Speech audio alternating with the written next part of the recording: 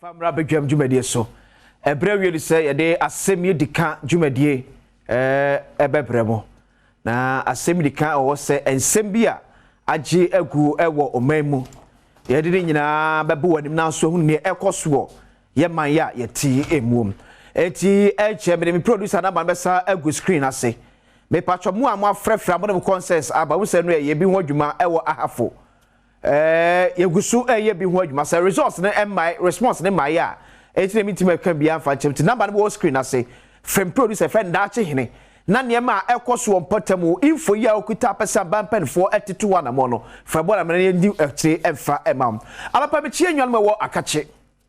yegusu ewo project ya Ghana aban aya ya to na jejemu na poto kase ya kana abandoned project no ebi eno ayedemo ekoma mo hwe project akoso ewa East region especially St. Michael Senior School ya Jesu wa mankwadada so esuade ewo dwase and quickly me do ekọ akache that part video na ready fa me ko akache municipal hospital hwe hospital ya amanfo kom ekoji ayarehwe senior hospital no enwunu edefa aresma wo no hwe TV ne so hospital ya amanfo kokoji ayarehwe ensuo to kakra bia hospital ni nyina eyiri cause ensuo kusi ya bam e honum and ye giant sa hospital ye hwenipa eba 150 to 200 a day oko akache municipal hospital amanfo akọ honum ekoji ayahwe e ready for mess 150 ekosi 200 in a day beja hospital no ana essay Show TV no so hospital na huni sa no hospital akache municipal hospital na huni sa no me pacho quickly for me ekọ GBC website na me enchire ahwefo ade bi ohonum that fam ko GBC website na enchire ahwefo ade bi ohom okay nice health infrastructure decay the state of Akache municipal hospital Sasto obuchwe in 2021 that time koso akane hwe hospital ya yes nice one janite Akache municipal hospital na mede che onana enwunu no fufra mpanfo asi ade amomo eniesi 22 of the jani sana kan nwuram we kura libres adodo hu stra anam na asi o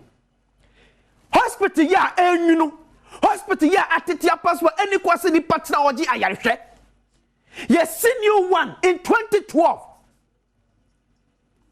from 2012 near German hospital said they see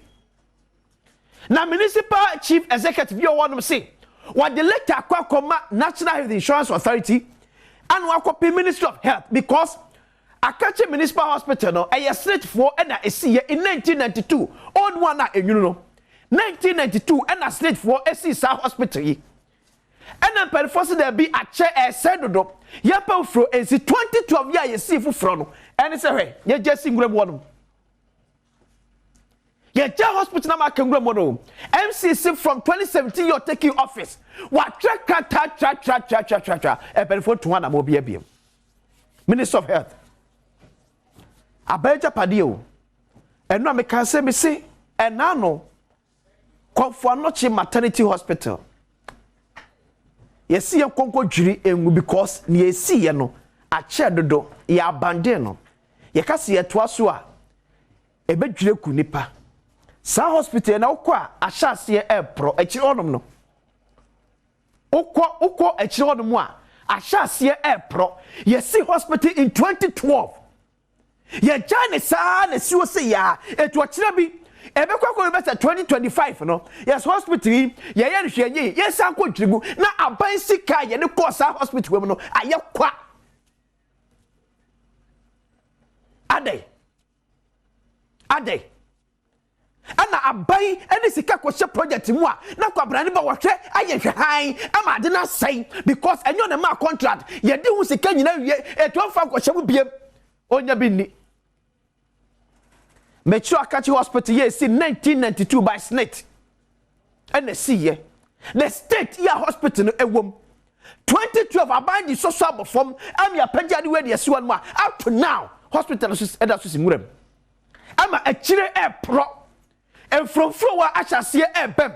or chire bi ni ababeka che say ye nwiri hospital no because ayamre se ne ye konfa no che yesi ni adwiregu Honorable Minister of Health Kwakwa Jimamenu oyawe wonu hospitals no wonu sena the state of Akachi Municipal Hospital on senate here then why they are for up to now as Minister of Health Honorable Kwakwa Jimamenu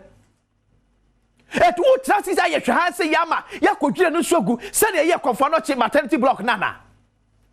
There's a Ghana Bessica and your Biasica, a Bessia and she, a Bessia and say, you really a study of crew, Aquajina, I am a CMA Capredis and Poa, everywhere Hobra. Meanwhile, you Sika or Memoir, Sikan Bakayasa, a brony bayanti, near Chai, a Japania and near Sino. Way, Sir Hospital way, Sia Jugua. Kwaku Ajima Menu should be held responsible. He should be made to pay for every cost of beer and Bebia. Yet to be to us, sir.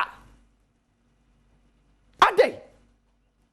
Oku hospital anye amanfo akogye ayatwa ewo Akachi Municipal Hospital sebi o motsebi enye empa bokwa hwa din na se sebi na yenwie ne yankomu a yesebuei yamhu yamabo ebi amekam so on share den o me mpanifo a enye pesemi nkunya na odinam empanifo abadwen Ghana ho na wonyi wankasa yi de ho kane. We need selfless leaders omo ya tinka enyo mo nkasa tinka ye de pense mu trans ba hwe screen na say 055 254 0562 055 254 0562 eno ene me producer that chain number frena concerns be a wo area famano ni eni akire enfama o ye de pense mu etwaso